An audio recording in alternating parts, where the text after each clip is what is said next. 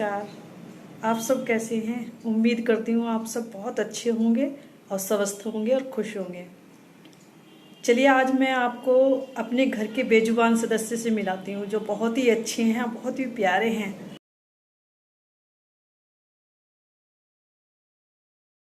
आइए सबसे पहले मैं अपने घर के खास सदस्य से मिलाती हूँ। बहुत समझदार और प्यारी सी। इसका नाम हमने स्नोई रखा है।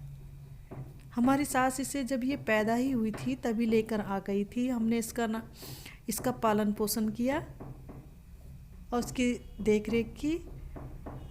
ये ये बच्चों की तरह है, जिद करती है। जब हम मेरे हस्बैंड कुछ बच्चों के लिए खाने के लिए लेकर आते हैं तो ये भी जिद करती है कि मेरे लिए चीज़ कहाँ है, इसलिए इसके लिए पहले ही खरीदना पड़ता है। एक बार इसने ये इतनी होनहार और समझदार है कि एक बार इसने मुझे सांप से बचाया। सूंघकर बता देती है कि यहाँ पर ये चीज़ है। जब भी कोई पहाड़ी या ऐसी कोई अनजान चीज़ हमारे घर में आती है ये तुरंत हमें अवगत कराती है। बहुत समझदार है। और दूसरी सदस्य से मिलिए, ये हैं गौ माता। ये हमारे घर पे सुबह सुबह रोज़ आती हैं और हमें आवाज़ देकर बुलाती हैं। फिर हम इनको खाना देते हैं। ये अभी छोटी है, बहुत ज़िद्दी है, लेकिन बहुत अच्छी है। 3 गायें आती हैं हमारे यहाँ। डेयरी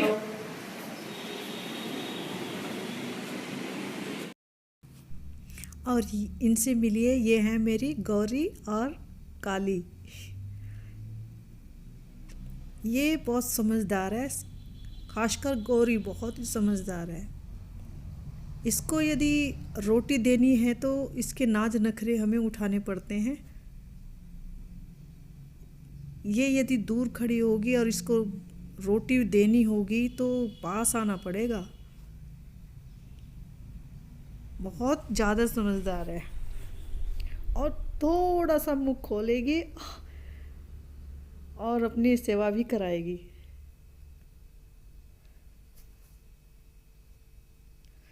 मुझे इन सदस्यों से मिलकर आंतरिक खुशी होती है। मुझे बस सुकून मिलता है कि मैं इन सब से मिल सकती हूँ, इनके पास रहती हूँ।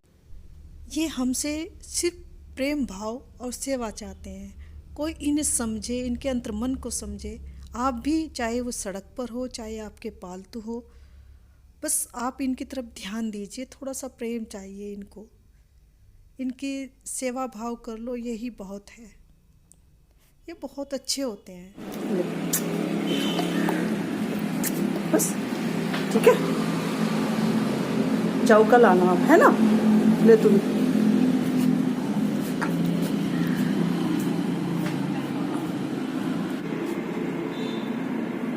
बिल्कुल अंदर आने के लिए तैयार हो।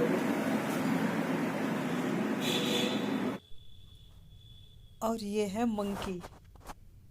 ये हमारे पास आए और खाना मांगने लगे। फिर हमने इनको खाना दिया और ये अपना खाना लेकर आराम से इन्होंने बैठकर अपना खाना खाया।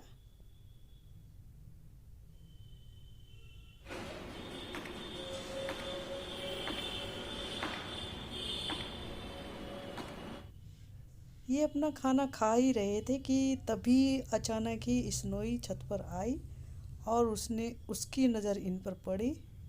फिर क्या हुआ? फिर दोनों में आपस में महायुद्ध शुरू। बड़ी मुश्किल से संभाला भाई। स्नोई को अंदर कमरे में बंद किया और फिर मंकी की नज़र पंछियों के दाने पर गई जिसमें हमने बाजरा भरा हुआ था। क्योंकि इनको भूख लगी हुई थी तो इसलिए इन्होंने बाजरा खाना शुरू कर दिया। पशु पक्षी हमारे पास में तभी आते हैं जब इनको भूख लगी हुई होती है या कुछ चाहिए होता है। इसलिए इनके भाव समझिए और इनसे प्रेम कीजिए।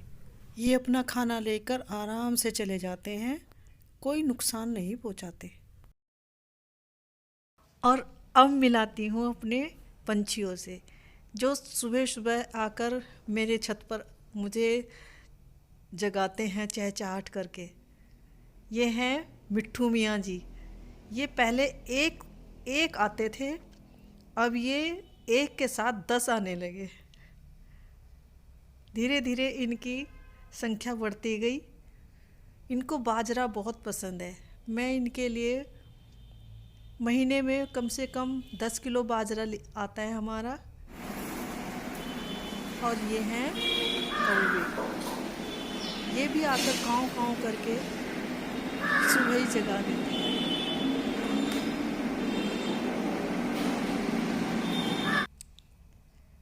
और ये आप जानते ही होंगे, इनको हम गुरसेल बोलते हैं। ये जंगली कबूतर, ये तो मेरे यहाँ पर सारा दिन बैठे रहते हैं। लड़ते रहेंगे कबूतर और ये तोता, दोनों मिलकर इतना झगड़ा करते हैं आपस में। मैंने इनको किसी बंधन में नहीं बांध रखा, लेकिन मेरे यहाँ पर ये लगातार आते रहते हैं और चहचहाट करते रहते हैं। पड़ोसन कहती है कि आपने क्या तोते पाले हुए हैं? मैंने कहा नहीं, ये मेरे यहाँ पर रोज़ आते हैं, मैं इनको दाना डालती हूँ। आज मौसम कुछ ख़राब है, इसलिए रिकॉर्डिंग भी सही तरीके से नहीं हो पाई। और मेरे पंछी आकर मुझे सुबह सुबह पुकार रहे थे, इसलिए मैंने उनको दाना दिया और फिर छत पर इनकी रिकॉर्डिंग करने लगी। और ये है गिल्लू उछल कूद करती हुई। उम्मीद करती हूँ आज की मेरी ये वीडियो आपको पसंद आई होगी। देखिए, चाहे वे घर पर पालतू पशु पक्षी हों या फिर सड़क पर कोई घूमते फिरते हों, हमें सबको प्यार करना चाहिए और सबसे ही प्रेम भाव रखें। और जहाँ पर भी मिले आपको, कोशिश यही करें कि उन्हें खाने के लिए कुछ वस्तु दी जाए और उनकी देखभाल की जाए।